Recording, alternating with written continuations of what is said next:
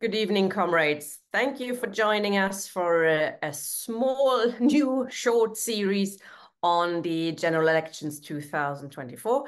We thought it'd be useful to look at some questions around elections from a more theoretical Marxist point of view. For example, we'll be looking at the Labour Party next week. Should we still vote for it? Maybe some candidates deserve our vote, maybe others. Should we put conditions forward? Should we put forward demands they should support, etc.? We'll also have a debate, hopefully, between some candidates from different organizations. Unfortunately, we've only had Chris Williamson and Communist Future from Manchester confirmed. We're still waiting for Tusk to even reply, as well as Andrew Feinstein and a few other individuals standing. So if anybody has any particular good connections to any candidates that are standing for Tusk, for example, or as independents, please let us know. It'd be good to have a good discussion, good debate online. So tonight, we're starting with a look at Marx, Engels, and the Chartists and their attitude to elections, which was, as often the case in Marx and Engels, characterized by certain tactical flexibility. In different circumstances, they argued for different things. So there's no blueprint that works for every situation, every country, every historical situation. So that's a really useful thing to look at. Ian, over to you. Good evening, comrades. Yes, it's been quite a pleasure to go back to some of the early stuff written by Marx and Engels about the Chartists. Um, of course, the Chartists were not just a single group of people. They were not a completely homogenous political party. But they were really the first kind of proletarian party that Marx and Engels studied closely, because, of course, Engels himself was in Manchester in 1842 and became closely acquainted with the Chartists and contributed actively to their newspapers, both the Northern Star and later the Red Republic. Um, certainly in terms of their support for the Chartists' program, you can see a fulsome support by Marx and Engels for the idea of standing candidates in parliamentary elections.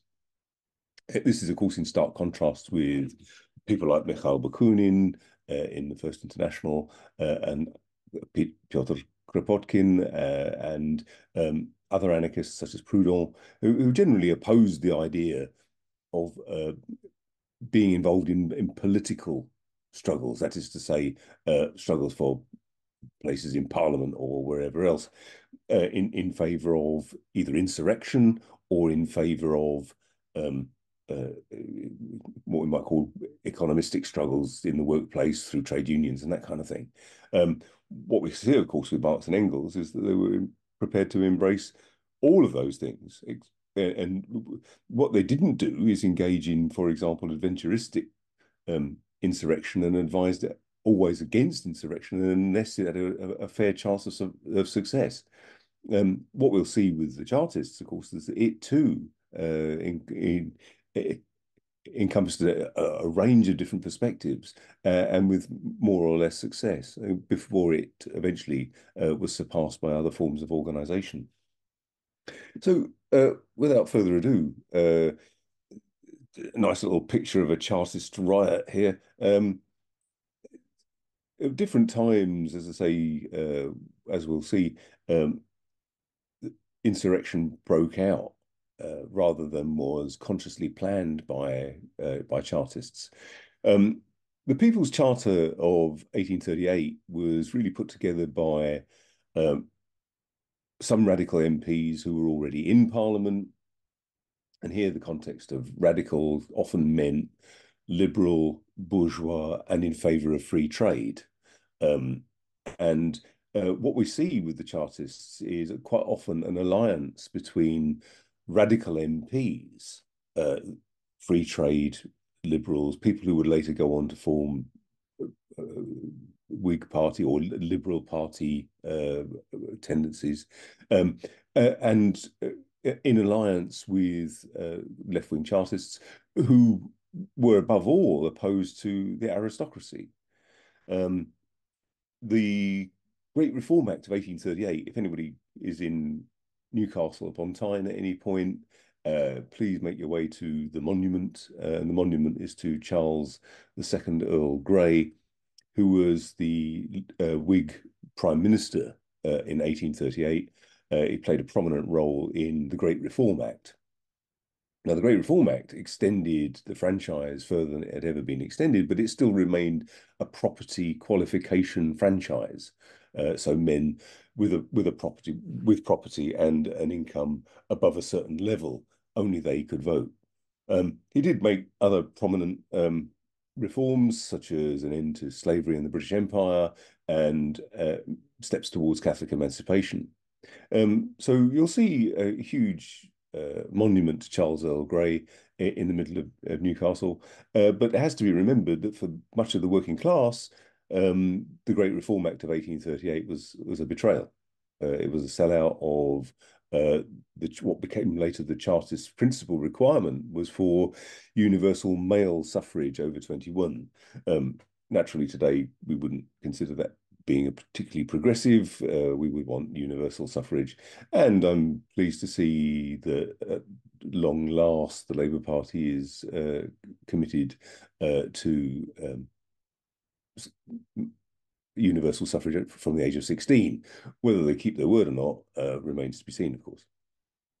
So in response to the Great Reform Act,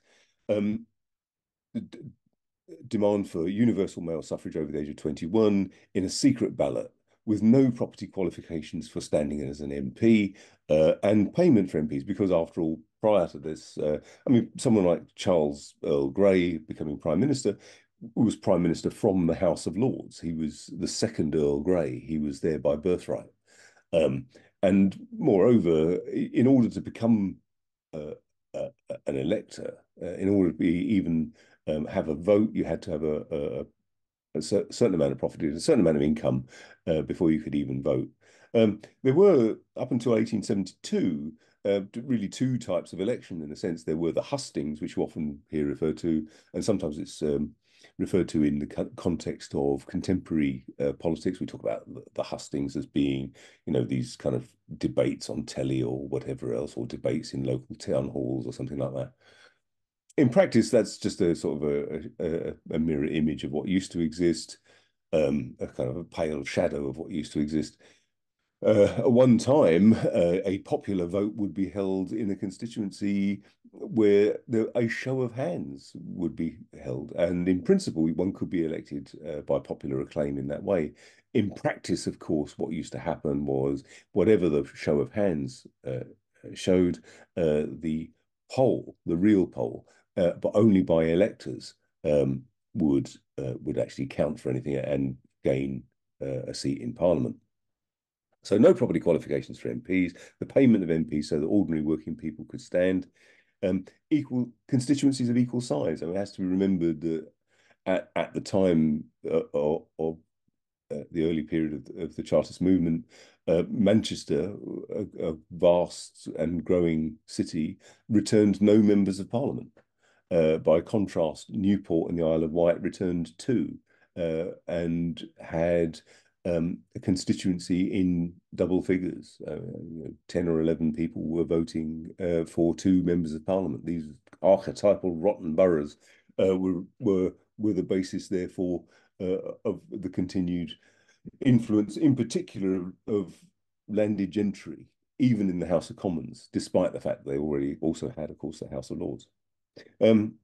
So equal constituencies were a key demand, and the only one that's not been successfully gained has been annual parliamentary elections. Now, the whole idea of annual parliamentary elections, I mean, a tendency is on the part of at least some people to think, well, goodness, that wouldn't even get time to get settled in. But that's just the point. It was put forward as an argument for this is something that will stop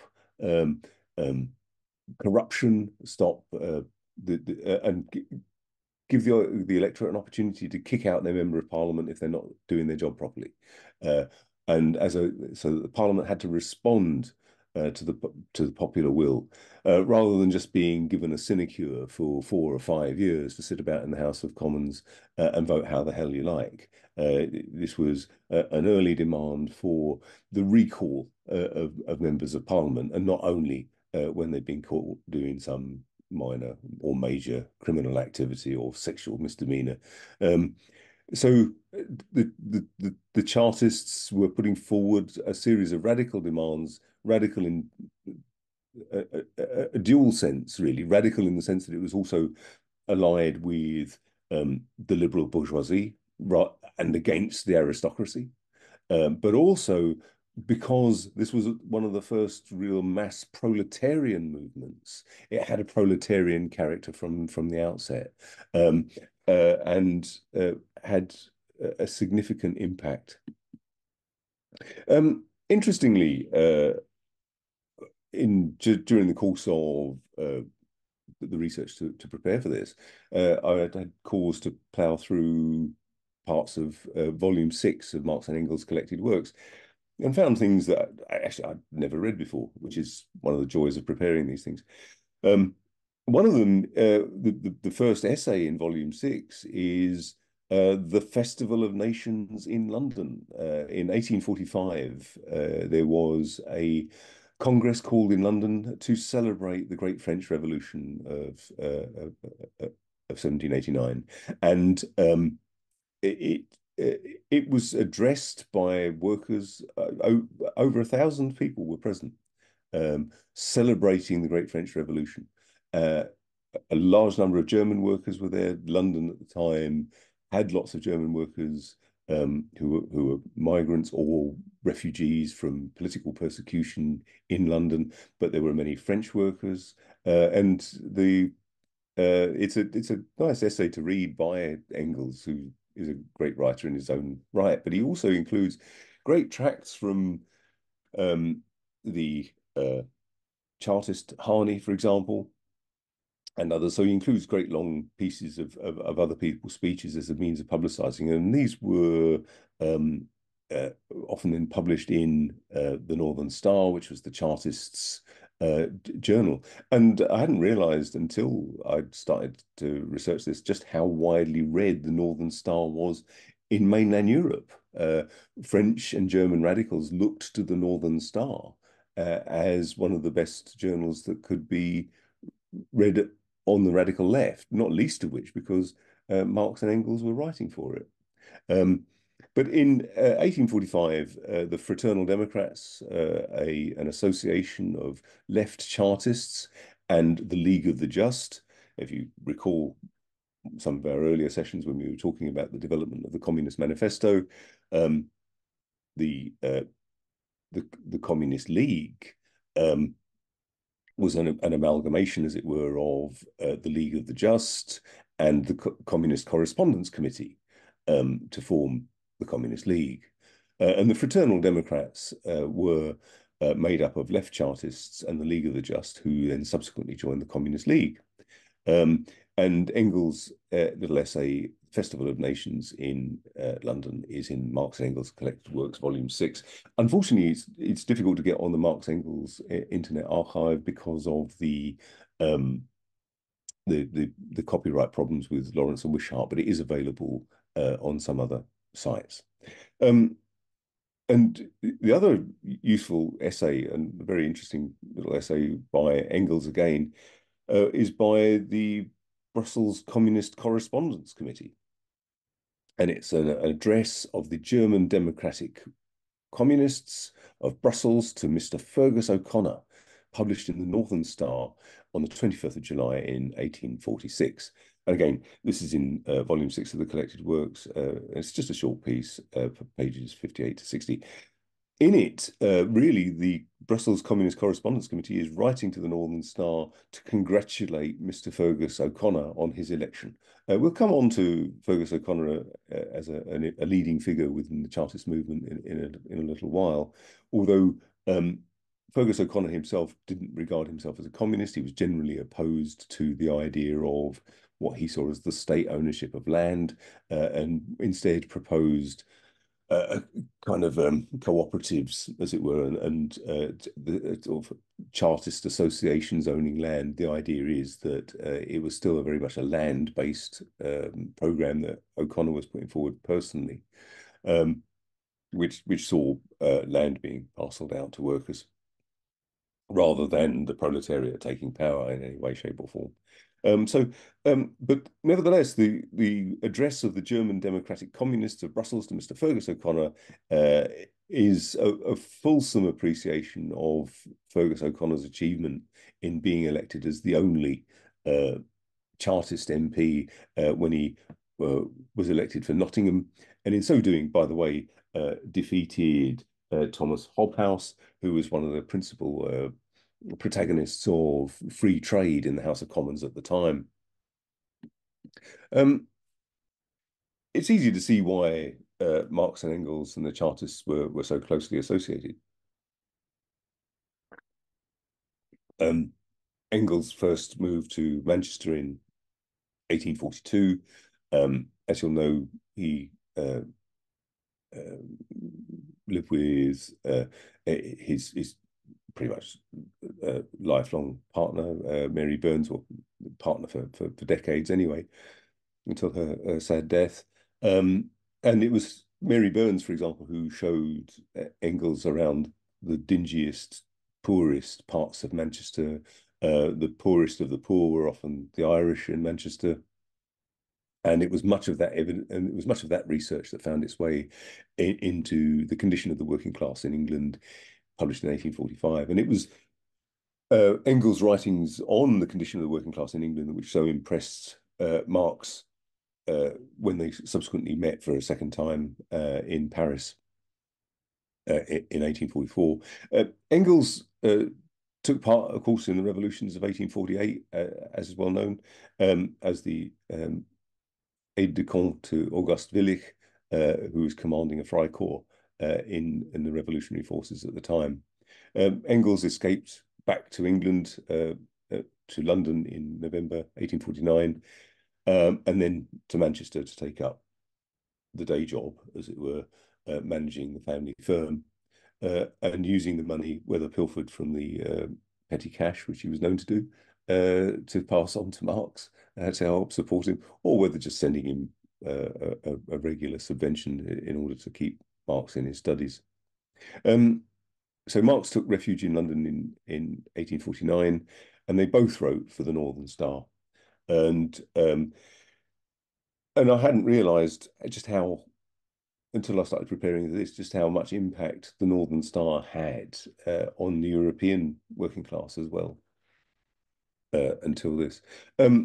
This is George Julian Harney. It's an interesting kind of relationship that Marx and Engels have with Harney and others within the Chartist movement. On the one hand, they could be privately scathing about people they worked closely with. They could be very, very critical, both privately and publicly, about people they worked with. George Harney played an enormous role within the Chartist movement. He was originally a boy merchant seaman who had served 3 prison sentences before the age of 19. But he was present at the first convention of the Chartists in 1839. What followed in 1839, given the absolute outrage that many workers felt at the great reform of 1838 and its failure to extend the franchise to workers. One of the outcomes of that was a series of petitions. And the petition in protest against the Great Reform Act of 1838 had something like 1,250,000 signatures on it. And Parliament refused to accept it. What then happened was, yeah, I mean, you know, when you consider the petitions that you see endlessly circulating on the internet, and they get a few hundred here or there, this is a petition with over 1 million signatures that would have been handwritten and circulated from person to person, and then duly delivered on paper to the House of Commons. so George Harney was editor of the Northern Star, a paper which was founded in 1837, I think, by Fergus O'Connor. And um, Harney was a member of the League of the Just and subsequently of the Communist League. So remember that kind of interesting kind of connection that existed between the Fraternal Democrats, which was the left of the Chartists, which would have been someone like Harney, and then so he was a member of the Communist League. And he knew Frederick Engels from 1843 because Engels had been in Manchester from 1842. And one of the first things he did as part of his research into the condition of the working class in England was seek out George Harney because he was well known. Again, George Harney on the left, in Britain at least, would have been far better known than Frederick Engels in his day. Harney, of course, subsequently met Marx in 1847 and formed the socialist newspaper Red Republican. And it was the Red Republican which in 1850 published the first ever English translation of the Manifesto of the Communist Party. If you look at Hal Draper's book, The Adventures of the Communist Manifesto, the first English translation wasn't particularly good, apparently, but nevertheless, it served a useful purpose at the time and was very approvingly reprinted over 4 issues of the Northern Star by George Harney. So whatever else George Harney did, he did a great deal to publicize the works of Marx and Engels, particularly to an English-speaking audience. This is Ernest Charles Jones, who was also a very important figure on the left of the Chartist movement. And he was born in Berlin to really an aristocratic family. Apparently, he was born in Berlin because his family were visiting the Prussian court at the time. His father was a major in the British Army and was aide-de-camp to the Duke of Cumberland, who subsequently became King of Hanover. So you can see the kind of circles that Ernest Charles Jones's parents moved in. But Ernest Jones was radicalized fairly early on and became a Chartist and was imprisoned for 2 years for sedition. I mean, among other things, for calling for Irish independence. And there's an interesting feature of the Chartist movement, and it's an interesting feature of Marx and Engels' appreciation of the Chartist movement, was that proletarian internationalism was at the very heart of it from the outset. And the appreciation, for example, of the importance of the French Revolution that was being celebrated and written about by Engels, was an appreciation of the international solidarity of workers and an appreciation also of the position of Ireland within the context of Britain. And so many of the documents within Chartism were also bound up with an appreciation of the role played by Britain in Ireland, in particular the fact that Ireland had lost its parliament after the uprising of 1798. And indeed, Fergus O'Connor, his uncle, had in fact been part of the United Irishmen uprising and one of the United Irishmen. So Ernest Jones was a supporter of Irish and Indian independence. There is an argument which says that Marx tended to regard the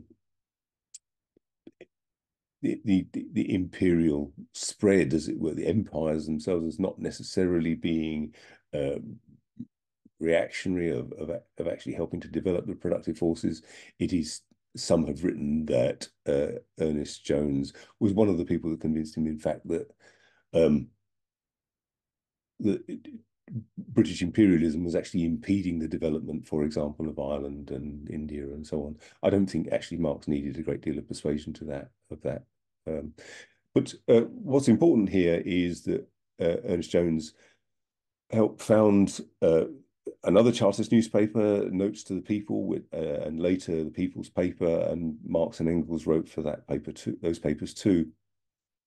The tension that existed between Ernest Jones and Marx and Engels was because Jones tended to see important in some way to have this alliance with the radical bourgeoisie, the radical members of parliament who would have supported free trade, for example. He saw as a natural ally against the aristocracy.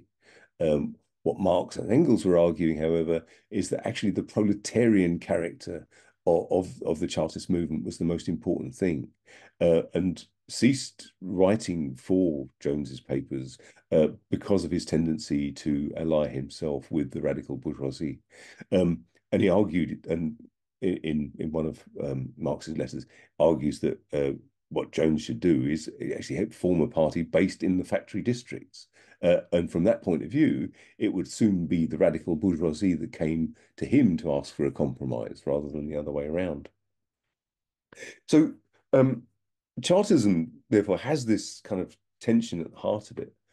There is another important point, and it's you can't overstate it really in all of these writings by Marx and Engels around Chartism, that it's not just about getting people into parliament. It isn't just about getting people elected. It is about ensuring that the franchise is extended. It is about ensuring that freedom of assembly, freedom of speech, freedom to publish are all integral parts of communist demands, but that the pressure has to come from without as well as from within. That electing members of parliament is an important tactical measure in distinction to the anarchists like Bakunin, but ultimately that pressure has to come from outside.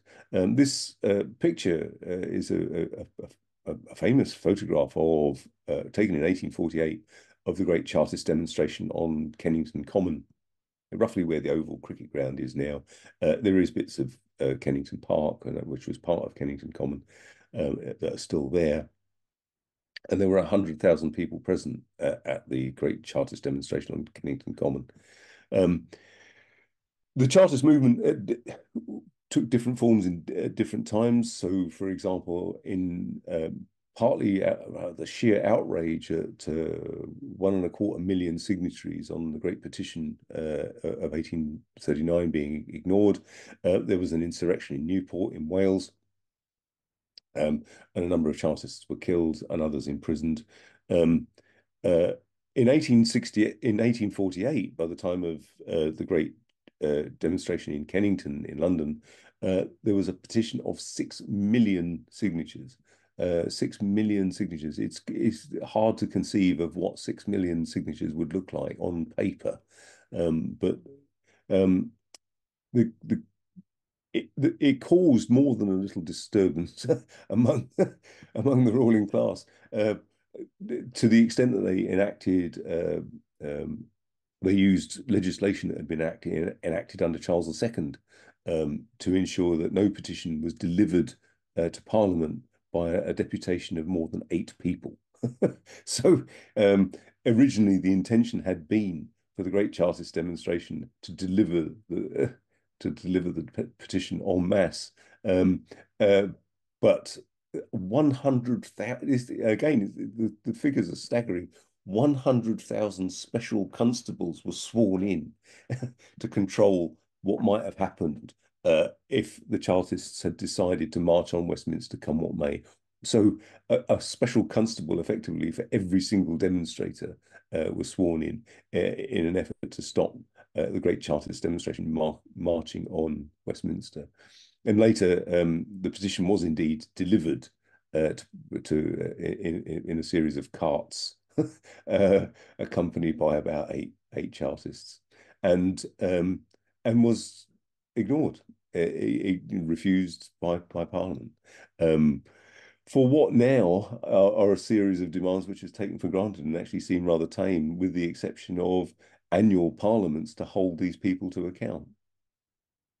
So the forms taken by the forms of action taken by the Chartists included insurrection, As is well known, Marx and Engels were generally opposed to kind of adventurist type insurrections.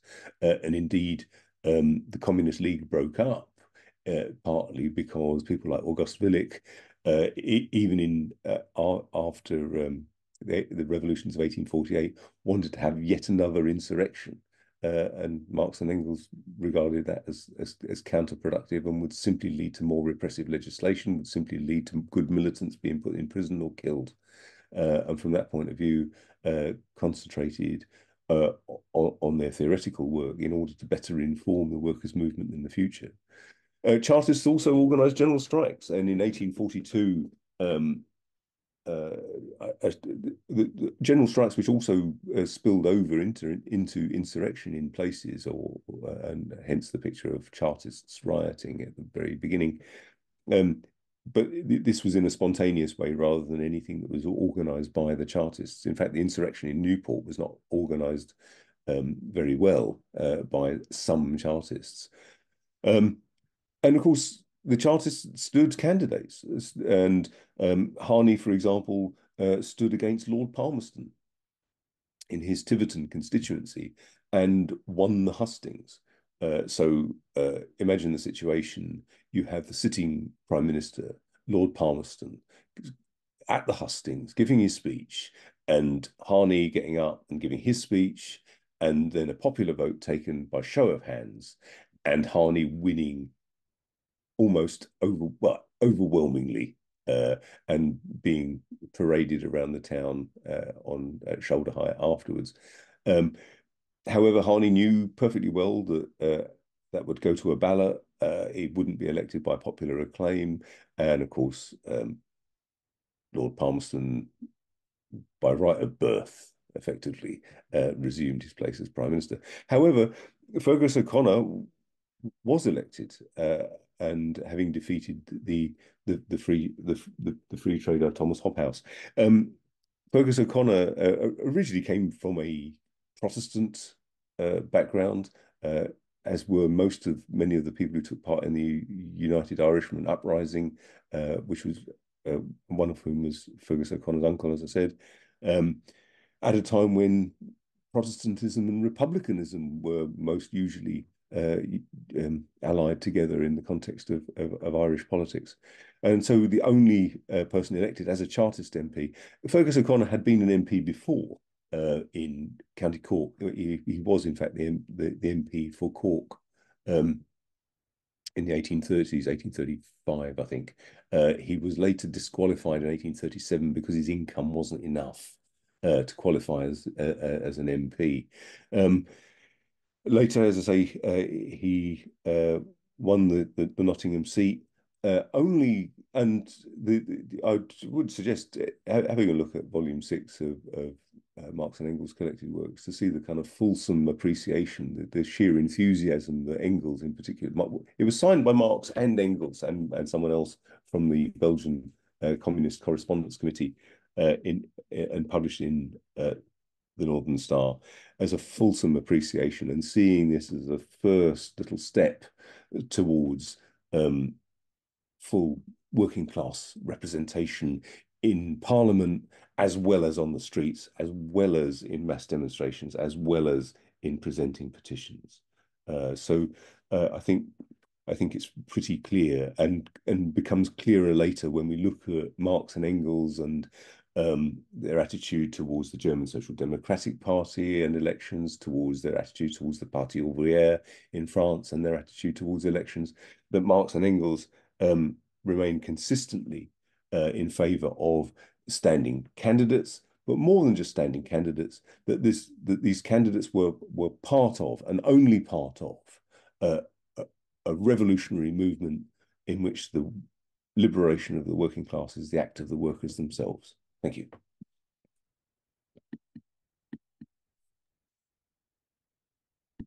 Thank you very much, Comrade.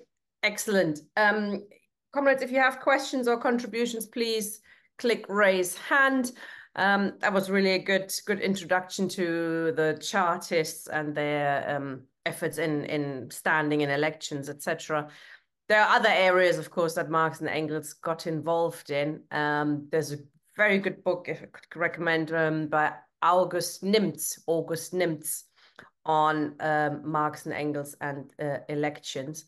I can actually get you the title. I will also put this in the chat. The Ballad, the Streets, or Both, from Marx and Engels to Lenin and the October Revolution, where he outlines a few issues around elections. And perhaps I could ask you a couple of questions on those issues.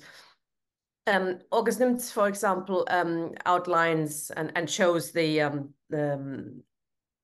impact of the French Revolution and especially the American Revolution on Marx and Engels and their communism. And he describes how Marx and Engels, they looked at Hegel as, their erstwhile hero, and he had zilch to say on elections and the constitutions. In fact, he was a constitutional, he was in favor of a constitutional monarchy, which helped them to move away from him as well towards socialist revolution. Then there's, of course, the issue, and I wonder if you know a little bit more about that. This is the impact of Marx and Engels on what they call the democratic revolution, i.e. their attitude, which wasn't quite straightforward, their attitude towards the sort of radical bourgeoisie, because at the time, obviously, the radical bourgeoisie was standing up to the old order, wanted democracy for itself mainly, but Marx and Engels did support them, and to a degree, arguing that they would be, the democratic revolution would open the way for the socialist revolution, and that led them to different attitudes at different times, where they changed their view. For example, should we support radical Democrats when they're standing, radical bourgeois Democrats, or should we put forward people from our side? And from our side, they meant, the working class, but also the small peasantry and the petty bourgeoisie, because the working class was a small minority then in society. But Marx and Engels basically didn't trust the bourgeoisie either. They had a very mistrusting. They could see that they were in favor of fighting for democracy for themselves, but even there they were quite hesitant, and they failed over and over again. In 1848, for example, they made revolution, helped the revolution, and then sort of allowed a coup d'etat by the old order to take place. So do you know a little bit more about this, the changing attitude towards the liberal bourgeoisie, the radical side of the democracy? Because Marx and Engels did call themselves, or did call for, how was their phrase with the battle? We need to win the battle for democracy. And they did include sort of parts of the radical bourgeoisie in that battle. Yeah, I mean, it's really the origins of what's often now talked about as permanent revolution.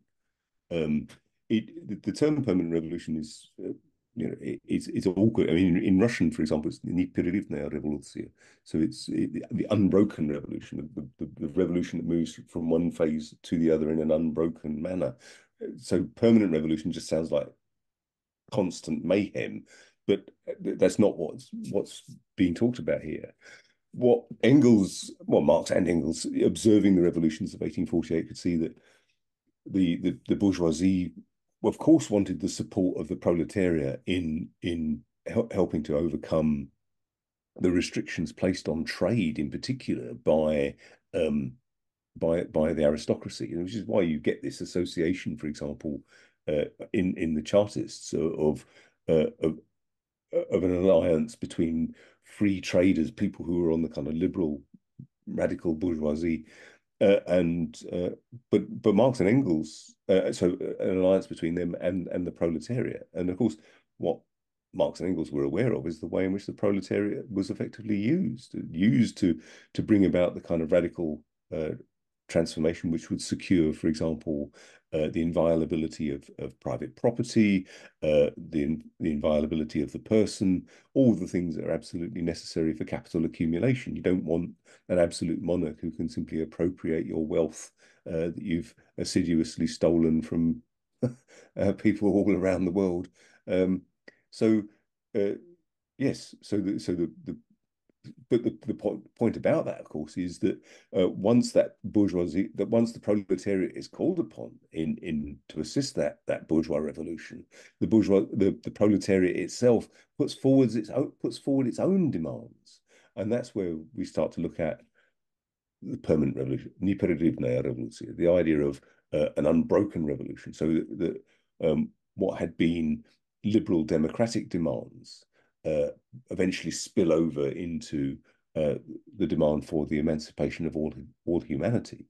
And it always amazes me, Engels, who could have lost his life in the revolutions of 1848, within 2 years had published the Peasant War in Germany,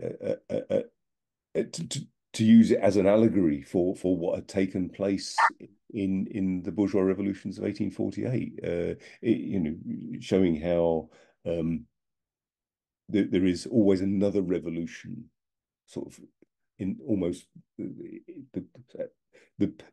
capitalism comes into being almost pregnant with the possibility of socialism, and involving the proletariat in that revolution, there's always the possibility of a socialist revolution going further. It's interesting, of course, that the Communist Manifesto was written just before the revolutionary wave of 1848. And sort of that sort of took them a little bit by surprise, I think, although they could see something was happening. And so a few months later, Marx and Engels published the demands of communists in Germany, which are really interesting because they do go into sort of democracy and electoralism as well. And I've just looked it up again in the original German because I was quite surprised. It does say universal suffrage for all Germans, not just men, actually, which was quite unusual. So it says everybody, all Germans, yes. So it's not for foreigners, but it was quite unusual at that time, I believe, that you'd include women presumably as well. Or do you think that's just a sort of a formulation that actually means men? It's just they wrote Germans. Well, we know that within months of the founding of the First International, there was a woman on the sort of executive of the First International. Although Marx and Engels were, of course, of their time, I don't think there's any doubt that they were fully cognizant of the importance of all citizens, and ultimately, for citizenship to mean anything, it has to be universal.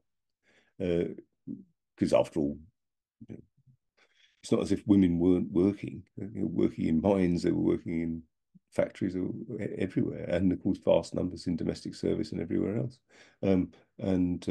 Although it was called the International Working Men's Association, I mean, it did admit women, and later formulations in Parti Ouvrier or whatever were quite explicit in their inclusion of women in the demands. So it doesn't, in the demands, it doesn't mention the annual elections, but I thought it's an interesting demand, isn't it? And it had a lot of discussions on the left, as you say, a lot of people on the left will say that's daft, but I mean, there's workers' militias in there. Actually, we should discuss that as well. But annual election, that's like, oh, millions, billions being spent on just PR, and one debate after the other. We'll be sick of elections, but that sort of presumes, of course, that it's like today, you have this billion-pound machinery every 5 years, it swings into action, etc., and everything else kind of stops. But annual elections, I think, is within the present system. Obviously, we would want something better down the line, but for a demand on today, it seems quite a democratic way to get around the difficulty of recalling MPs unless they've behaved in a criminal way, because you can be elected with whatever 30% of the vote locally with this electoral system. So the other 70% could always put in a petition to recall you if there was a simple recall petition, whereas this sort of an annual election would mean constantly transparency. It would mean you're constantly have to do what the electorate wants you to do, what your constituents want you to do. You're always on your toes. You can't just say, oh, well, the next 4 or 5 years, I'll just do whatever I want and for my own career, and then we'll see what happens. So I think it's an imminently democratic demand within the confines of parliamentary democracy. What do you think about it? Are there better ways of democratizing parliament? Well, by the time the commune had happened, of course, in a sense, that had been revised even further. So you have an almost a constant uh, potential for recall. A deputy could be recalled at any time, and it's almost as if the commune, as the name suggests, was a kind of constant. So no representative was paid any more than the people they represented. They could be recalled at any time, not even waiting a year. So if you didn't like the way they voted in the commune, you could vote them out then and there. So in a sense, it was a radical demand put forward by the Chartists, and one which would be an advance over what we have today, which is a kind of gift to every opportunist going. But an even better one would be what eventually, of course, one could go further and say that the Soviets, as they came into being in the Soviet Union in the first years after the Russian Revolution, was a kind of direct participative democracy in every area of life. Even trains on the Trans-Siberian Express threw up their own Soviets, or workers and soldiers and sailors and everyone else would have their own Soviets and send delegates to bigger Soviets. So you would have that kind of direct participative democracy. We can't predict the form that it will take in the future. I think what we have now, though, is resembles no sort of democracy at all, where No. people are just sent to Parliament for 4 or 5 years and accountable to absolutely nobody. And one of the great failings of Jeremy Corbyn was his refusal to have the mandatory reselection of members of Parliament. So they were at least accountable to the people who sent them to Parliament in the first place. I mean, this is touching on something that Marx and Engels wrote, that it's obligatory to participate in election one way or another. I mean, he argued against the anarchists who thought this is all a big con. He thought it's obligatory, but he always pointed out that universal suffrage, even if everybody's allowed to vote, will not by itself do away with, I think, what he called the fundamental contradiction, i.e., you're not allowed to actually, via parliament, via elections, you're not allowed to touch, the how things are organized, the system, the private property, the means of production, etc. All of that would be untouchable, even if everybody is allowed to vote. So he was always saying, the universal suffrage, this is just a stepping stone. This will not do away with capitalism. It is important to democratize society, but I think this is a quote: universal suffrage had to be set aside by revolution or by reaction.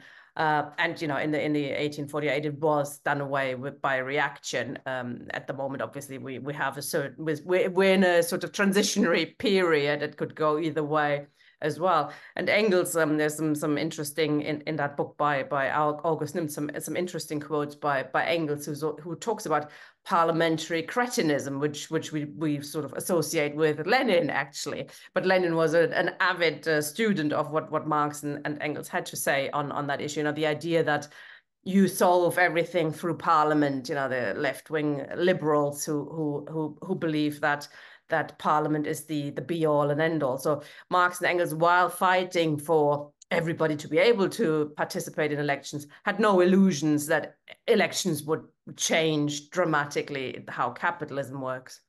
Yeah, and of course, famously, Marx talked of Parliament as an executive committee for managing the affairs of the entire bourgeoisie. He was under no illusions about what bourgeois parliaments had to offer, and of course, by the time of the Commune, it's explicit. You can't just simply take hold of the existing forms of power and wield them in the interests of the working class. That ultimately that has to be smashed and done away with, and a completely different form of democracy instituted in its place. In the meantime, why waste the possibility of putting forward a people's tribune in a bourgeois parliament? Unfortunately, I think that those kind of wannabe people's tribunes that will be standing, for example, to the left of the Labour Party, are a pretty mixed bag. If you look at the programme of the Workers' Party, or if you look at Tusk or whatever else, you're not necessarily seeing something which is calling for the ultimately the overthrow of bourgeois democracy, and its extension to direct participative democracy. They're just simply saying, what we want to be is a left Labour Party. We want to seize hold of the existing parliament and use it to bring about socialism.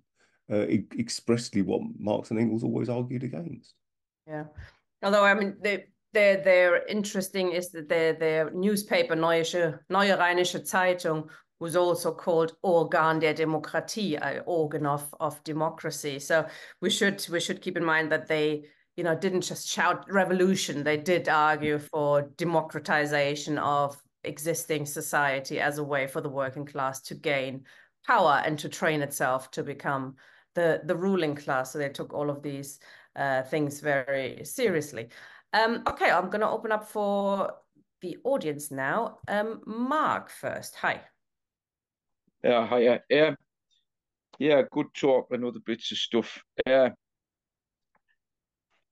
mean, most of it I very much agree with. I don't want to go over it, but I think it probably is quite interesting to get to some of the nitty-gritty of what it actually meant, which has been touched on at the election times itself.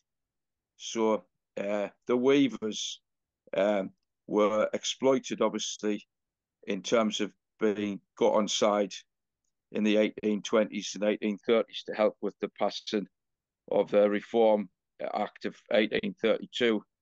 And they'd been very badly let down as a result of that, because most of them didn't, in fact, get the vote. There was a small number of people who did do that. The next time and following which, of course, was the passing of the absolutely hated Poor Law, which I think was essential. Hang on a second, my phone's going to turn off. 2 seconds, please. Oh dear. I think I'm going to go dead on here, so I might have to ring back. Sorry about that. I've lost the lead on it. I'll come back in. Cheers. Sorry about that. Too much talking. No worries. Okay, I'll come back. Okay. Okay. Sorry about that. No worries. Okay, we've got Steve, please. Thank you, Tina. Yes, I think obviously it goes back to a theme, and I would like to get onto that theme, which is the idea of a Republican communism, as it were, as opposed to anarcho-communism. That is to say, Republican communism is an, if you like, extreme democracy, extremely democratic in its politics. Is, if you like, its republicanism is revolutionary. And it's hostile to any kind of economism, which limits the politics of the working class to trade unionism. And essentially, it's the idea that the working class is the only real democratic class in capitalist society, and therefore the working class is the class that can potentially be the vanguard, the leader of any struggle for democracy. Now, that point about liberal democracy, in 1848, the liberal Democrats, as it were posing themselves as leaders of democracy, as the people who wanted democracy. But that was the way you show that a sham would not by saying, oh, they're conning you, they're betraying you, which they were, but by actually being more militant, by, as it were, taking the leadership, by fighting for those rights and liberties more militantly in more revolutionary ways than the liberal Democrats who were going to run away and betray the democratic movement. And so Marx and Engels, and I would say, were therefore, that was the angle they took, or the angle they were developing in their politics at that time. Now, Chartism, therefore, in this context, is an extremely important movement, which is why Trotsky wrote about it as being one of the most important things. And it's why, I mean, I always like to fly a flag whenever I possibly can. But it's why in the flag that we use here, we've got the red and the green, which were two of the Chartist colours. They had a tricolour flag, and it is a connection to the French Revolution, but they had a tricolour flag that was red, green, and white. So, as you said at the beginning, Ian, that's the connection to the French Revolution was so important to early 19th century politics. And I mean, the revolution thing was not the idea that, well, what this is all about is getting MPs. It was about the struggle for democracy. It was about having a constitutional change which threatened the existing, even though the 6 demands, when you might say, looking back at it, not all that radical, really. They're more or less one apart from, you say, annual parliaments. But in its context, they threatened the bourgeoisie. The bourgeoisie was terrified of Chartism because they saw the working class organising around it as a popular movement from below. And it was the movement for something limited that was very powerful and very threatening. And quite rightly, we mustn't forget the 7th demand of the Chartists, which was to end the Union, which you obviously referred to in talking about Fergus O'Connor and others. It was very much an anti-unionist movement. And we have to learn that lesson, by the way. And although that was about Ireland, democracy in England has to be anti-unionist. And that's another lesson we have to take from the Chartists. And then my final point, parliamentary credit. You see, I think the House of Commons, unlike the House of Lords, the House of Commons is dysfunctional and unreformable. And therefore, to continue to speak about reforming the House of Commons, as many of the people on the left do, is parliamentary cretinism, if we could put it like that. The House of Commons should be scrapped, abolished, done away with, and not by some sort of idea that's out there, but by a new parliament, a different parliament, which is actually democratic, and not the rotten and corrupt Westminster House of Commons that functions the way it does. Any study of how the House of Commons works, I think it's absolutely useless as a democratic institution. And the idea that we could somehow reform it, to me, honestly, is really parliamentary cretinism. So most of it, for me, and I'll finish on this point, Tina, most of the left in England either ignore Parliament on one hand, or they then indulge in parliamentary cretinism by thinking somehow, maybe with proportional representation, it'll all turn out all right. Well, it won't, because the institution itself is fundamentally rotten and corrupted. Finish there. Absolutely. Do you want to say anything on that, Ian? The question of property. I think what really distinguishes Marx and Engels is their understanding of the relationship of parliamentary forms to property, and therefore simply seizing hold of Parliament isn't enough, or seizing hold of state power isn't of itself enough. It has to be linked to the abolition of private property. There has to be the common, not just the state ownership of private property, but the common ownership of private property with that direct participative democracy in control of it. So workers actually controlling their own workplaces and maybe sending delegates to regional communes or whatever form of words we use. The problem is that the form of words we use has become corrupted or is difficult. But one always has to explain oneself. But that's at the heart of it, and that's why, for example, Marx and Engels talked about the dictatorship of the proletariat. There would have to be a period in which the bourgeoisie were not allowed to participate in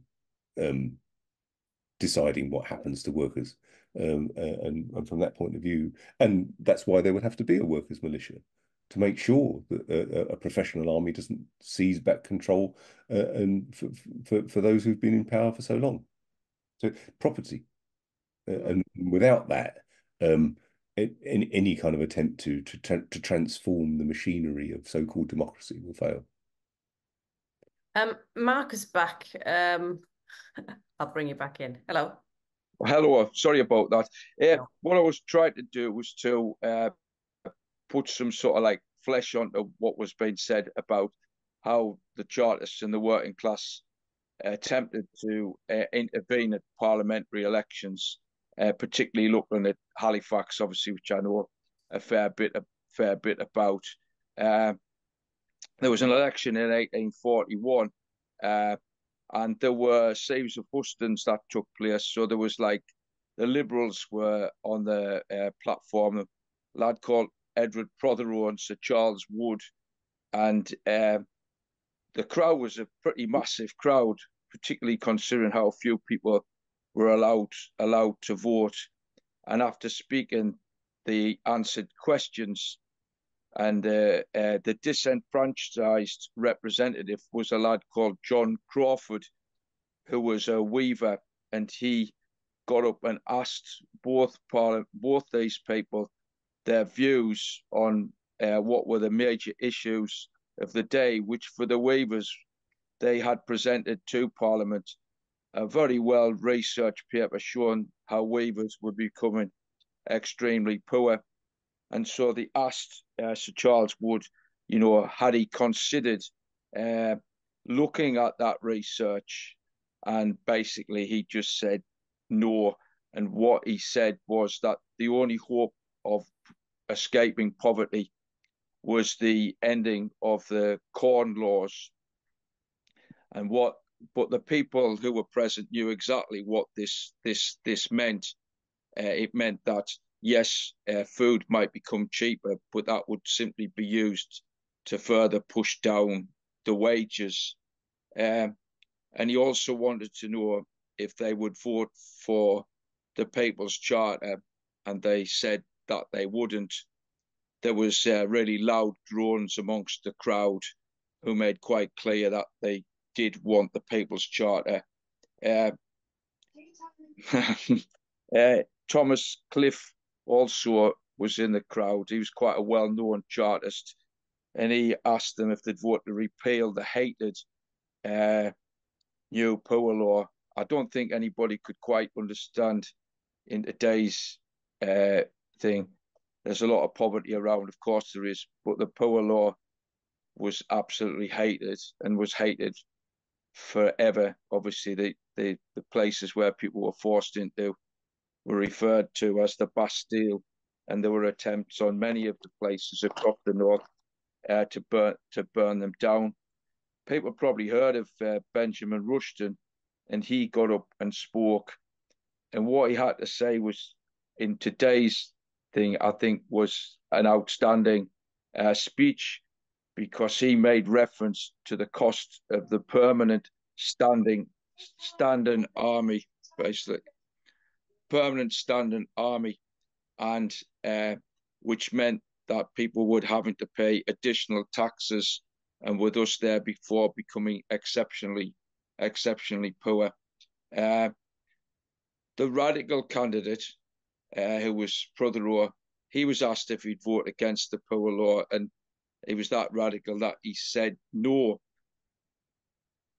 What happened next, and it probably explains why people like Ernest Jones, who became a parliamentary candidate in Halifax in 1847, was prepared to work with the Tories, because the Tory, who was called George Sweller, he declared his outright opposition to the poor law and said that if he was elected, he would want to repeal the law. So there was large cheers for him. So, I mean, it is interesting. There are, incidentally, across the north, statues which were actually put up to Tory MPs by working class people. There's one in Bolton where the MP was honoured, and it was a genuine contribution by working class people to a man who was a bit of a mathematician, and you could take to him your pay slip, and most workers didn't understand the pay slip, and they were being ripped off, and he would go through it and he would tell them if they should be getting paid more money.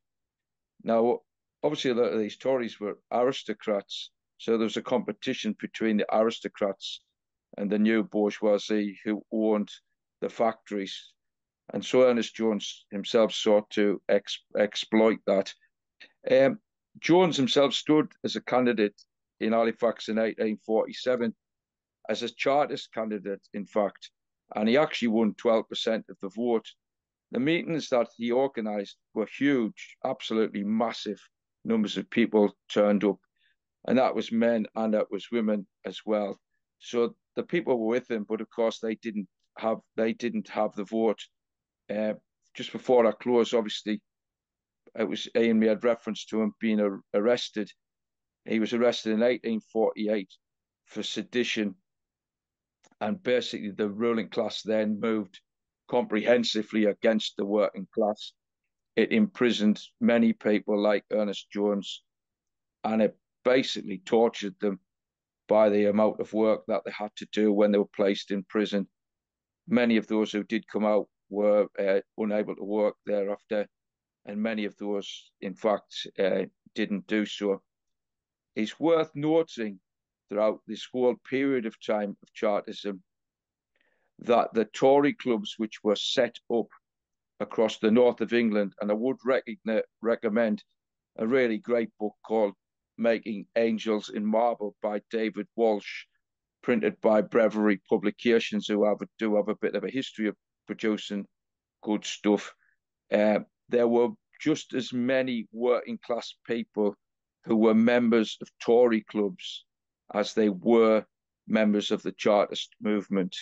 So they had large sections, as we know, of the working class at all times have been incorporated into supporting the ruling class, which is something we obviously have to try and overcome. Somebody on here asked about the book, David Jenkins' book. If you just scan to my webpage, type in writer Mark Metcalf and go to the workers section, right at the bottom, you can download David's book, which is the only serious book done on the 1842 general strike. There's also on there a stack of films which we've made for the Trades Council on the Chartist movement in Halifax, of which the Bread Not Bayonets one is definitely a glance at. It's 32 minutes, and it tells you the story of the heroism, particularly the women that stood up. And yeah, plenty of people were killed. Not sure how many. We're trying to get one street renamed in honour of one of the people on that particular day. Great praise. There were one or two MPs in the Houses of Commons who were for the working class. Charles Slingsby Duncan, he spoke out about what had happened in Halifax, but I think he was the only one who did it consistently. That's it. Cheers. Sorry for the embarrassing stuff earlier on. Right, Thanks, Mark. All right, see, and I will send that information to that email. No problems. Thank you. Thanks, Mark. Yeah. Anything you want to say on that? Yes, thank you. I enjoyed that. The only thing I wanted to add particularly was the particular cruelty in the context of Ireland of the poor law, where it was used effectively to force people off the land. Because if you had, if you owned a small potato patch or whatever else, you had to give that up before you could get any kind of poor relief whatsoever and be given some job building a road or some such. And so it played a particularly brutal role in driving people off the land. Thanks. Satish next. It's a bit dark. Light or something. Hello, am I unmuted or not? You are unmuted, but it's very dark where you are. Just give me a sec. I'll sort out the darkness. Oh, you can speak while you... Right. There you go. That's better. Oh, yeah. All right. Okay. Sorry, I don't know where I am. There I am. Right. Okay. My question is, did Marx or Engels, or both of them, ever deal with the earlier opposition, such as the Merthyr Rising the Luddites, the Rebecca riots, and things like that, in terms of how it affected working class struggle and the right to vote as it came, and even further, any other revolutionary activity of the working classes in the 19th century, i.e., earlier than Chartism? There were lots of discussion of, I think some of the earliest ones noted by Marx and Engels were silk weavers in Silesia, who had, partly in response to the machinery that was being introduced, had caused great poverty. So yes is the short answer. They did, but they also wrote extensively about other forms of uprising in feudal society, and that was partly the effect that was at the heart of Engels' writings on the peasant war in Germany, for example, the pointing out that the Protestant Reformation was really class struggle by other means, and that you have a increasingly disempowered a peasantry being forced off the land, the enclosure of common lands and that kind of thing, and it would often manifest itself in terms of peasant uprisings.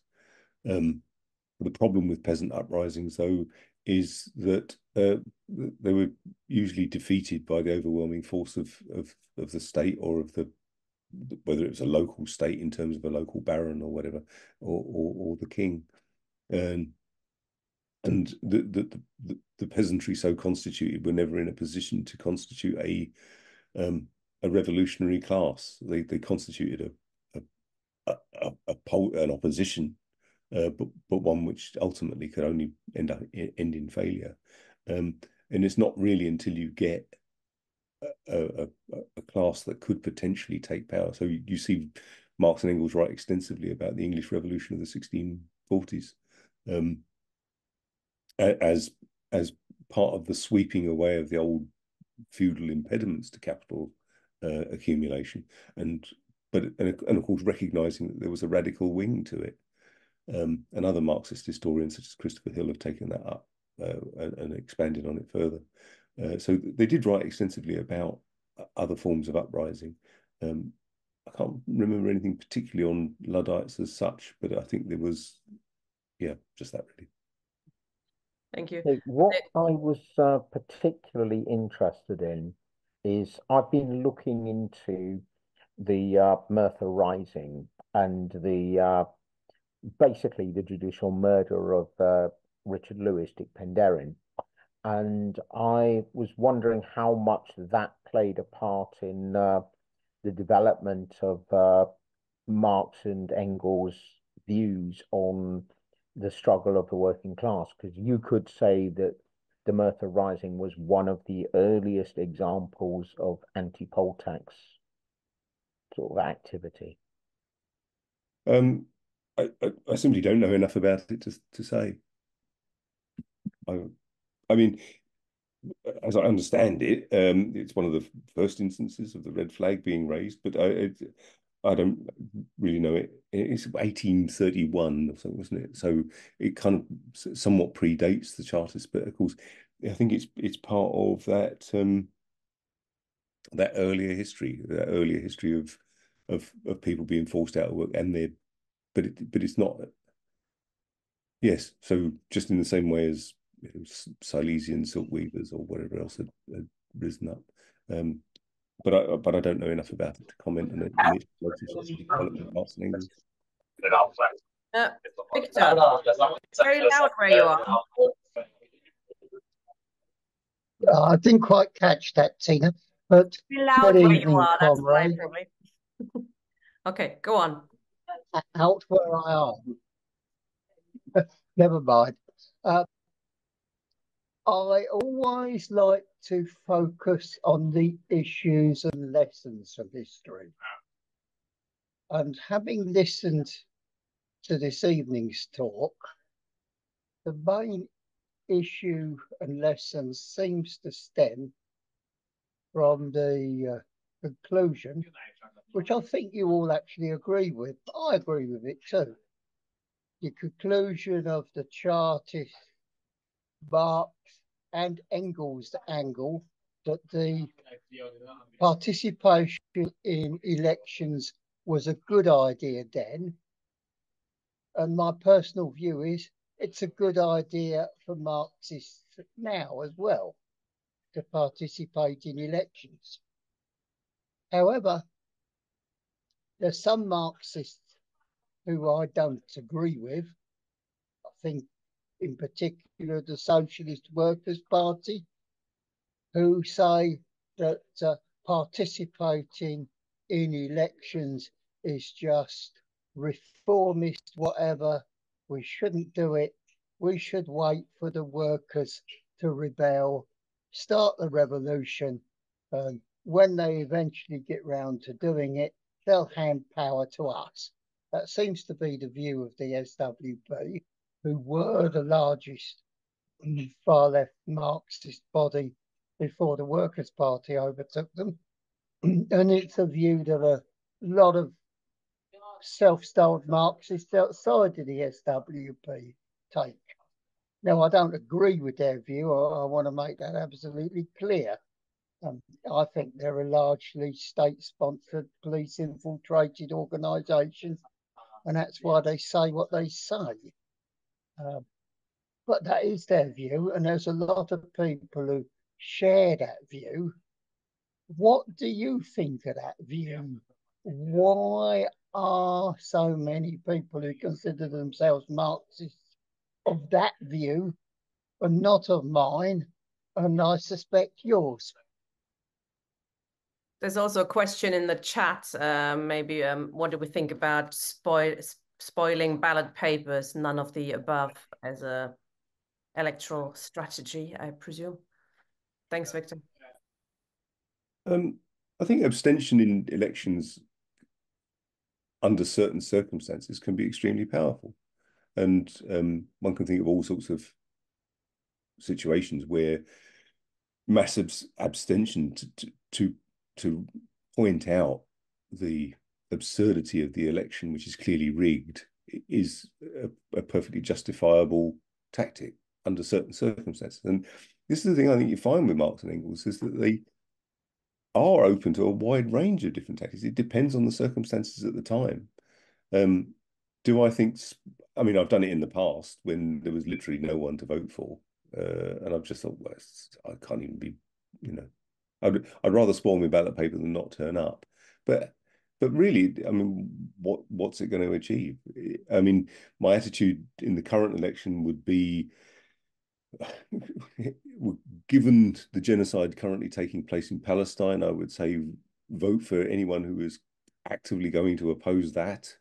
Tens of thousands of lives are at stake here, if not millions. So that for me is a crucial issue. I frankly despise the Workers' Party. I despise George Galloway for his opportunism, for his attitude towards a woman's right to choose, for his attitude towards immigration. What you see with Marx and Engels is proletarian internationalism. A worker has no country. What you see with George Galloway is the numbers game of how many people we're going to let in, and therefore a kind of a red-brown kind of politics, which speaks of nationalism, British jobs for British workers type of attitude, which doesn't sit very squarely with his supposed internationalism around Palestine. But where I'm voting, for example, in Newton Aycliffe and Spennymoor, there is the Workers' Party standing against quite clearly an NEC placeman. And so I will be voting for the Workers' Party because what's at stake is so important in terms of Gaza and whatever else. I've never agreed with the Socialist Workers' Party, even though I've known good comrades in there who are good militants under certain circumstances. And I don't see the point of throwing away something so potentially valuable in terms of what it can do for just even getting the issue raised, whatever the issue is, whether it's the health service or whether it's Palestine or whatever else. So yeah, no. What strikes me is that an active approach is always the best, especially in a period where we are so, where there's such a poverty of left principled candidates. Like, go out and ask your candidates about their attitude, to arms sales to Israel, for example. Publish those views, say you're going to put it in a local paper, put it in a left-wing paper, etc. Make it public and put a bit of pressure on them. These are people who live through, elected by opinion from below. So it's a really good idea to put some pressure on them. John McDonnell, for example, people like that who pretend or who have been left in the past and then perhaps forgot about it occasionally. So it'd be good to put some pressure on them. William.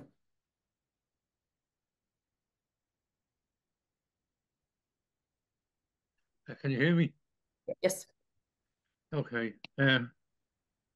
Well, I'm interested and always was with the Chartists.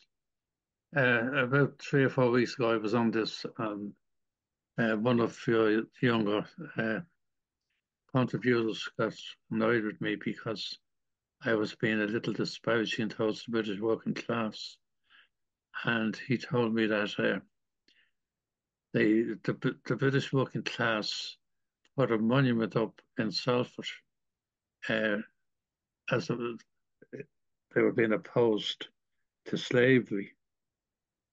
Well, he was right, but it wasn't the British working class that put the monument up. It was the Irish working class that were living in Salford at the time. And then you sided with him, Tina. You said that the Chartist movement was, you were claiming the Chartist movement for the British working class, which cannot be totally done. Because first of all, Fergus O'Connor was Irish. And in the Irish were after emigrating to Britain in 1848 and 3 or 4 years previous to that and after that because of the famine. And the famine would have depopulated Ireland from 8 million to 4 million in those 5 years. Now, I'm amazed that there was a petition with 6 million people signed. Because first of all, literacy wasn't universally accepted out of in existence.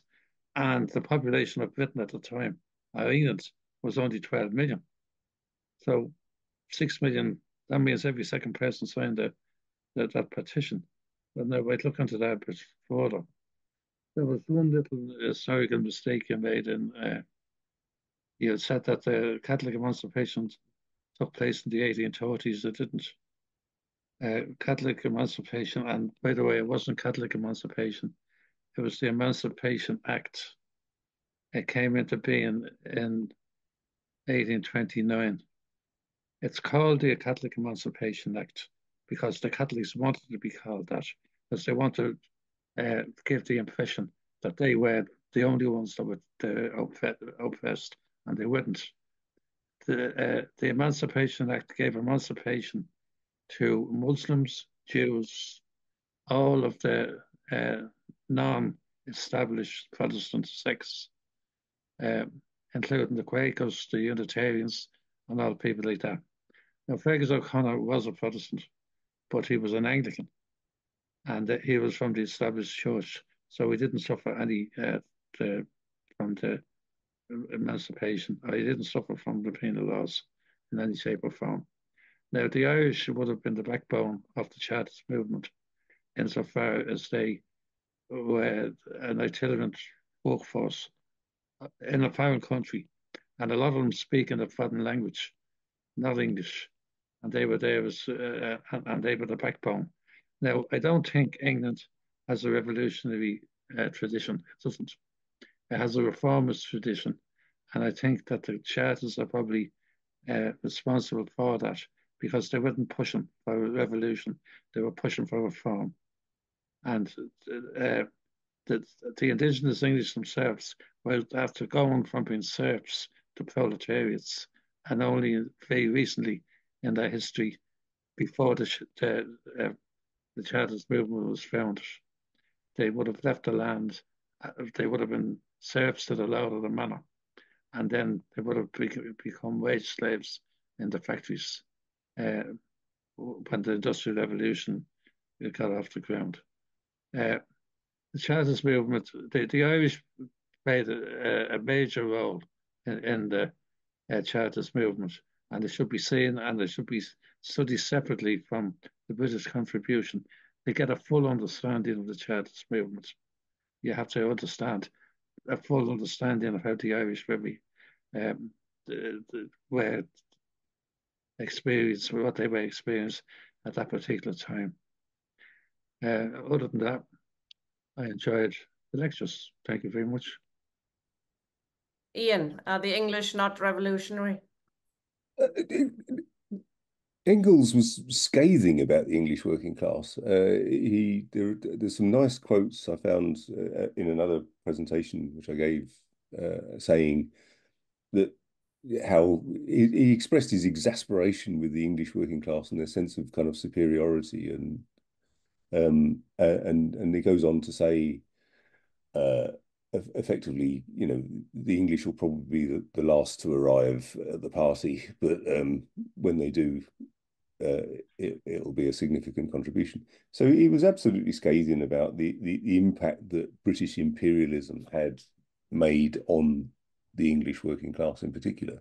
And as you know, William Engels was kind of second to none in his determination to see Irish independence and the importance of breaking up the fact that Britain was clearly impeding Ireland's development. And of course, you know, Manchester, Liverpool, London are all Irish cities to a large extent, and you know, the whole construction of the canal network, the railways, and everything else is well known, and it's, you know, fairly obvious, really, that the driving of the Irish off the land was one of the things that fueled the industrial revolution in Britain, and of course, you know, one sees it in terms of British attitudes towards Ireland even now. But so it's there. I mean, Engels is pretty forthright about it. But for all that, what I would say is, again, bringing back to proletarian internationalism, and I wouldn't think there's any working class that is kind of beyond redemption, as it were. I mean, ultimately, it's the United States that the world hegemon at the moment, and without, in a sense, without the US working class, a high proportion of which was also of Irish descent, without that internationalism, socialism's nothing. And the idea of socialism in one country is absurd. The idea of therefore dividing workers against one another, whether it's British or Irish or American or black or white or whatever, is no part of the vocabulary of Marx and Engels. But obviously the impact of Ireland on Chartism is enormous. Matthew. Yeah, and I think the point made, I don't think you should write off any working class. Obviously, all of them have their contradictions and their histories, and you know, and of course, all the different elements, you know, and things obviously will change over time. And the current Irish community in the US is not particularly left wing. In fact, it constitutes the base for Biden and the right in many cases. But you know, these things occur over history, and obviously the working class we have in Britain now is quite different in terms of its origin and so on and so forth than it was even, you know, 50 or 60 years ago. But I think the basis here really is that fundamental contradiction that lies within bourgeois democracy. I mean, the thing is that the bourgeoisie is not by inclination a democratic force. I mean, it seeks obviously to dictate and exploit as a small minority the majority of people, and also to dominate them, you know, ideologically, which is critical. And the point being is it's actually taken democracy and incorporated it, you know, but while maintaining what exists at the moment, its own dictatorship, and particularly the machine. I mean, this is what comes out with Corbyn, is the reluctant, the extreme, reaction to the notion of Corbyn, even as people who, somebody we can criticise and whatever else, for numerous things in political terms, but clearly not trusted by the bourgeoisie in the slightest, with the office of Prime Minister, which is so central to the operation of the state itself. And as you can see in terms of, obviously you can see this thing between the actual function of the state machine versus the sort of democratic veneer. And it's clear also in councils, which are essentially run by the officers who essentially represent the state machine, but have to concede to the democratically elected councils on some things, but certainly not that much from my experience of talking to councillors. They run the thing, and the councillors are something around the side. So in those terms, it's an ideological thing, part of the whole process of control. But as the point being, I think, first of all, is that obviously all of the revolutionaries, all the good ones, all the decent ones, have said, okay, well, we have to exploit that. Anything we concede, anything they concede in terms of democracy, we need to use. I mean, even rotten and inadequate franchises like in Germany, where for the SPD in the 19th century, like even in Russia, where the franchise was appalling. I mean, Lenin absolutely insisted it must be used, and rightly so, because he gave a tribune for the left to point to an alternative. And the thing is, the problem we have at the moment, of course, is the fact that none of the reformists and so on, have pointed to any alternative to what we have now.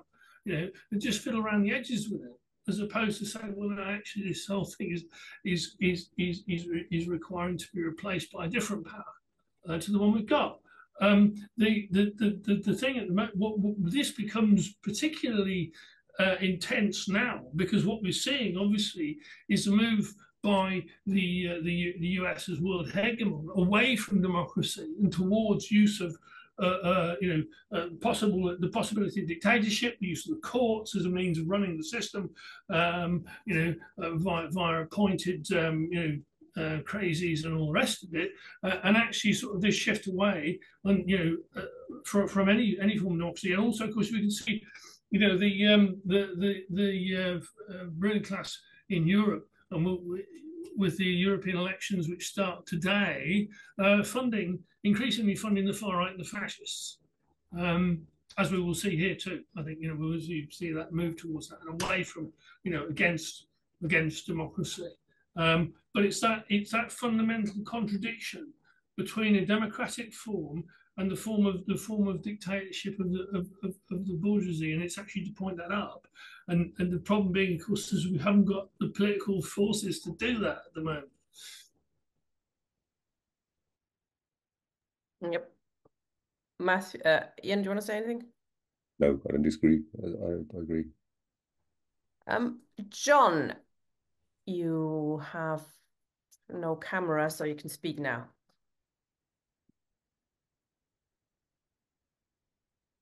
John? Yeah, thanks, Ian, for the lead off. Very interesting history. I think you're talking about the political bourgeois and the compromises that the Chartists made and so on. I mean, where we are today, it wasn't that long ago that the SWP was in respect and actually supporting candidates, although they didn't actually put candidates forward themselves. Of course, Militant also had 4 MPs at one point, and that was around Liverpool. So for me, there's a kind of link. With respect, it was about the war, and with militant Liverpool, and now we're getting MPs around, or MPs, we're getting candidates around Palestine. So any kind of left bloc that would be elected, you know, would one would hope would have a link to that movement outside, of course, because that's where the movement, both inside and outside the Labour Party and so on, you know, lies. I mean, Tusk does actually point out workers' pay on a worker's wage, that kind of stuff. Nobody get any more than a worker's wage. And, you know, if people actually read their newspaper, they do, you know, call for the 200 top companies to be. So they are calling for revolution in the same way the SWP is. But I'm just thinking that in terms of now, I would have thought that, you know, we do need to build a bloc in Parliament. You have got your usual campaign group, but they're never, as individuals, they're quite good. As a group, they never seem to be able to be effective. And the demands that are made on people who are, if they ever are, elected under Tusk, those demands would be, you know, against cuts, so on and so on. So any MP in Parliament would have to actually go, you know, actually be accountable to the Tusk idea or manifesto, whatever. And of course, the independents too. So they don't really have what you call a Tusk manifesto. So, and also proportional representation. I do think it's important to at least begin to. I mean, even though it's going to be it's not going to change the actual capitalist society. It's always the link between the working class and the movement that's supposed to be representing them. That has, you know, that does have an effect on them. And yeah, I mean, I probably not the same in maybe the best way, but yeah, I just pointed to that really. Yeah. Oh, the other thing was that you say that we need, you know, a real Marxist party, and in fact, this group will eventually at one point be looking at setting that up. So, and we've also now seen the Socialist Appeal come out with an actual Communist Party. And the question is really, isn't it, is that what kind of appeal is a Marxist Leninist or just Marxist party actually going to have in terms and actually, you know, talk about taking capitalism out and how to do it. I haven't read the Socialist Appeal one as yet, so I don't know what's actually there, you know, what they're saying. But I know this group is looking to do it. I know that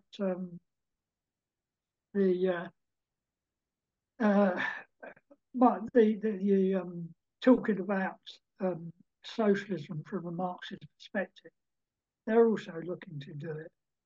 But it does seem to me that, yeah, we have to test the appeal of a real revolutionary Marxist party. I agree with that. Yeah, so let's see what happens. Quite a few questions there, John.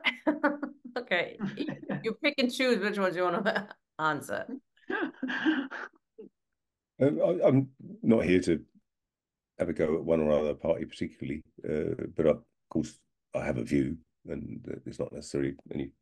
I mean, with militant, for example, during the poll tax, I mean, I think the whole idea of not paying the poll tax was a very good idea, and it worked.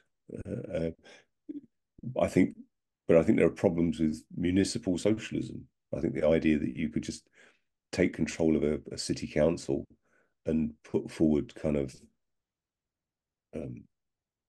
intermediate demands or whatever, and and then somehow that will help bring the whole deck of cards come crashing down was plainly false. When you end up having to lay off your own workers to balance the budget because they've eventually got you over a barrel, it doesn't look good. And also, I mean, even things around transitional demands like the nationalisation of the top 200 companies or whatever. On the face of it, as a radicalism to it, what concerns me about it is the idea that this is state socialism. This is the state deciding, once again, the idea that you could seize control of the state and use that to bring about socialism. Stands, it seems to me, in stark contrast with Marx talking about the liberation of the working classes, the act of the workers themselves. I'm in favour of a party. I'm absolutely in favour of a mass Marxist party. At the moment, it doesn't exist, and the fact that it doesn't exist is a reflection of the fact that proletariat has yet to come into being as a revolutionary force. I have good working relations with the local Revolutionary Communist Party. They're good comrades. They're nice people to talk to. I've enjoyed their company, and but I sadly think that they'll go the same way as the Socialist Workers' Party. It will be an organisation in which,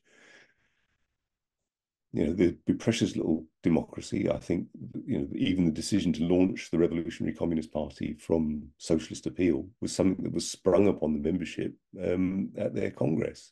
Well, it wasn't even a congress. It was their sort of annual kind of summer school type of thing.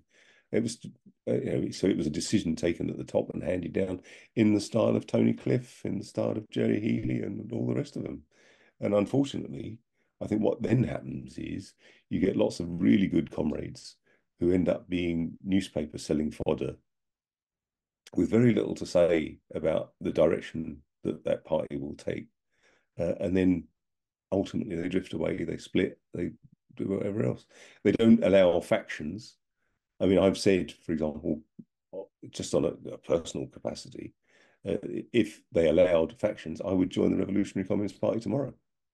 But I would want the right to be able to campaign to change the party line in some way, and that should be an open process. And I think without that, I mean, what's often overlooked is that there were factions in the Bolshevik, even within the Bolsheviks. I'm not talking about the faction of the Bolsheviks versus the Mensheviks. I'm talking about even within the Bolsheviks, there were factions right up until 1921, and it was the suppression of factions that actually was a measure of the fact that the Russian Revolution was defeated. It was a sign of weakness, not strength, to ban factions. And I think, unfortunately, in a way, I would prefer to vote for Tusk than the Workers' Party. But what in the end is a Tusk standing for, except Labour Party 2.0? I don't want another Labour Party. I mean, out there are literally tens of thousands of people who have been members of Marxist parties of one sort or another. Tens of thousands over the years have gone through them. Typically, Socialist Workers' Party, the Workers' Revolutionary Party. Now, the RCP 2.0, when it was in the hands of Frank Fruerdi. All these people have been through Marxist parties of one sort or other. At least some of them remain Marxists, notwithstanding. And of course, 500,000 people joined the Labour Party because of Corbyn, because the vague possibility that someone might actually democratise the Labour Party, and unfortunately, it's just set things up to fail. And now what you've got is Tusk standing against the Workers' Party and so on. So you more fragmentation. I don't doubt for a moment there will be some realignment after the election on the right as well as the left. And it would be interesting to see what the Reform Party does in terms of whether it will just act as a ginger group on the Tory party or whether it will actually form a political force to the right of the Tories. I mean, I seem to recall that one of the reasons why the British National Party faded into insignificance was because at least some of their policies were taken over by the Tory party. But there's nothing unusual about that. I'm of an age old enough to remember, the 1972 general election, when repatriation of Commonwealth British citizens, and they were British citizens, they weren't immigrants, was actually part of the Tory party manifesto. And local Tory parties expressed it in more vile racist terminology than that. So despite all of that, I remain enormously optimistic. Not least of which because there will be a fundamental realignment after the election. What form it takes, we can't tell. But it's not going to happen automatically. It's not going to happen just because we sit and wait for it. It's not just going to happen because of the way capitalism is declining. The very fact that you have an international movement of literally millions of people in support of the people of Palestine doesn't mean that that's going to become a world movement for socialism, but it does mean a world movement is at least possible. And it's not going to happen by us saying it needs to happen, unfortunately. We're there when things move, but unless the working class moves, there's not going to be a real communist party in the sense of it, Marxist party. Okay, Steve wants a small second bite of the cherry. I know what he's going to say. He's going to defend the revolutionary credential of the English working class. Of course, Tina knows. No, of course, Tina knows what I'm going to say. But I want to agree first of all with William O'Brien, because obviously he made a point, and I think it is true. I mean, one could think that the Chartist movement was really the Irish in England. I mean, obviously that's an exaggeration, but there's a certain truth in that, which William highlights. So I do agree with him on that. And that's why this seventh demand against the union was such an important, underestimated but important demand within Chartism. And that's why Marx took all that out question and was an anti-unionist himself, and took a position, first of all, for a federal relationship between Ireland, and then he said, well, first of all, we'll end the union. If we end the union, maybe federalism will work, and that's the position he was developing. But I wanted to jump in because I then wanted to rebel against what William said, because he said there's no revolutionary tradition in England, and of course there was, and that was the English Revolution itself, which killed massive battles and massive struggles that killed a massive portion of the large number of the population were killed in England. And there was a revolutionary movement. And so, and I always like to do colours. I think colours are important, by the way. I mean, the green in these colours here, by the way, the green for the Chartists, the Chartists, green and red, but the green is the levellers. So you could never, if you remember the colours, you could never forget that. So George Galloway's got red, white, and blue. That's his colours. And here we've got red, green, and we've got violet. So there's a different colour. So it's a battle of colours. So you've got George Galloway's red, white, and blue, and you've got what we want to say. But the levellers in 1649, the levellers mutinied against going to Ireland. They were three of them were shot and they were suppressed. And so the nature of the English people is shaped by living through a massive counter-revolution after that destroyed all aspirations. And the English that we got eventually after 1688 were the Anglo-British. And the Anglo-British was an imperialistic idea, So if we're talking about the English working class, we're actually the Anglo-British working class. And we have to smash that idea of Britain and what it represents in terms of its history and imperialism, and go back to the revolutionary tradition of the English people that goes back to 1649, when they established the Commonwealth, right? And to learn from that in our tradition. Mass politics has to be about mass democratic politics. It's what all these sects that are in a corner fighting amongst themselves because they're not really addressing the mass politics that the people that they need to be if you're going to engage with a large number of people. Corbyn could do that, but he did it in the wrong way. You know, and we can't counterpose that tiny little sect with all the different things. That's not going to work either. Mass politics means addressing the question of bourgeois democracy in England today. And George Galloway is doing that in one way with his red, white, and blue. And we're doing it in another way with the red, green, and violet, which actually is the democratic tradition in England. Or just the red flag, Steve. Well, it's got red in it. It's got red in it, but the red flag is a world flag. It's the flag of world communism. But it can't be used to avoid the struggle in different countries and different historical traditions and different levels of development of the working class. So the Festival of Nations, Ian, thank you very much. I'll just end on this point. The Festival of Nations, I didn't know about that thing. I just looked it up now, and it's really kind of useful. Thank you for finding that and bringing it to our attention, because I'm going to look at it later. So that was really good. Festival of Nations, what a great idea. England, Scotland, Wales, Ireland. That's what we need, a great big democratic festival. Thanks, Steve. We've got a few more people with their hand up, but it's getting really close to the end now. I suggest we leave it at this and perhaps try and sum it up a little bit. Ian, from your perspective, because these comrades have spoken before. Sorry, I should say that if you hadn't spoken, I would bring you back in. But from your perspective, what can we learn? What's the key thing that we can learn from Marx and Engels, perhaps beyond, or perhaps that is the main thing, that, you know, at different times, in different circumstances, they proposed different things. They were for the unification of Germany, for example, but on the other hand, they were for breaking up some states, perhaps for democratic demands and to give, you know, the self-determination, etc.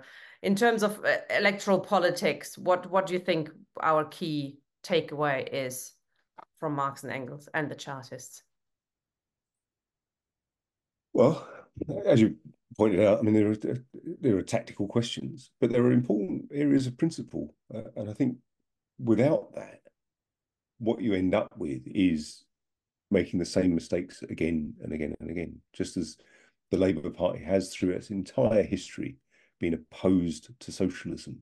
And that's the important thing to remember about. It has been consistently always in favour of British imperialism and against the possibility of an internationalism.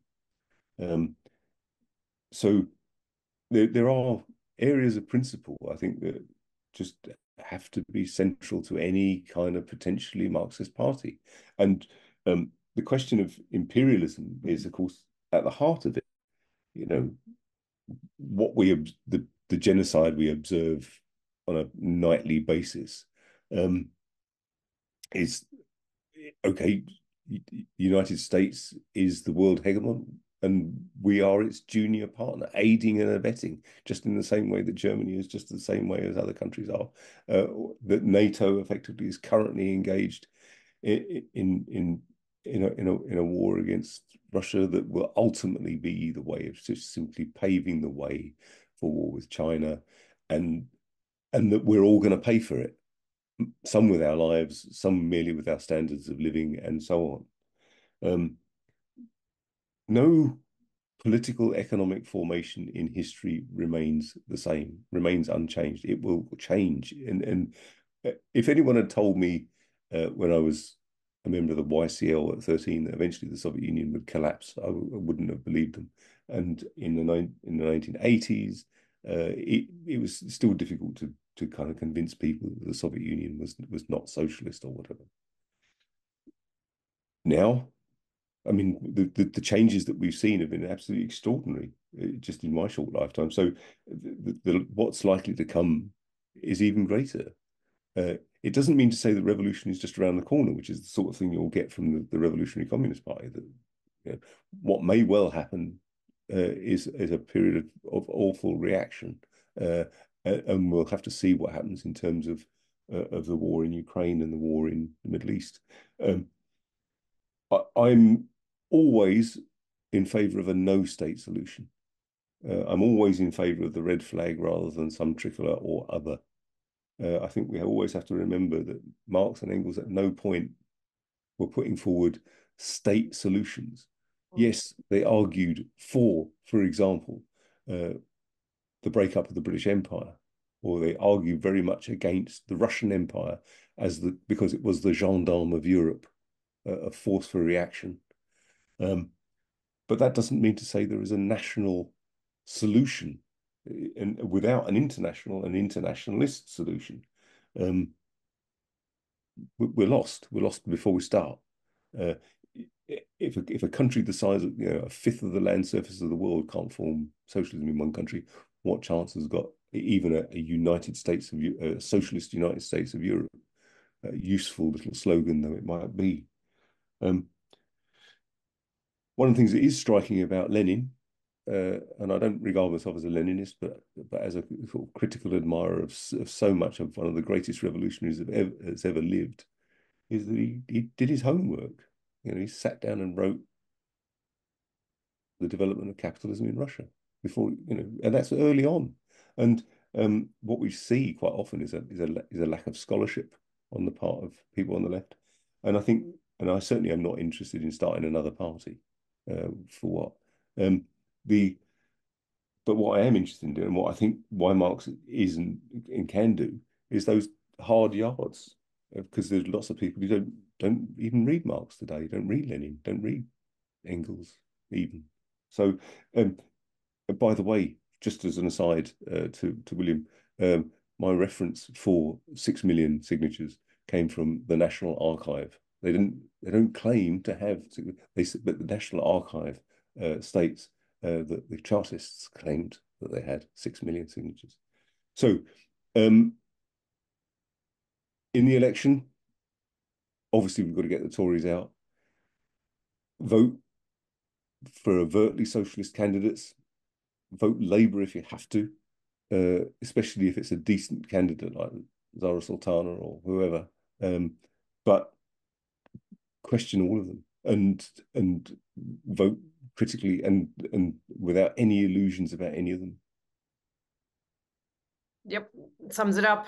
Thank you, Ian. This is not an election where we are spoiled for choice, even in constituencies where there's independents standing against Tusk, against Workers' Party.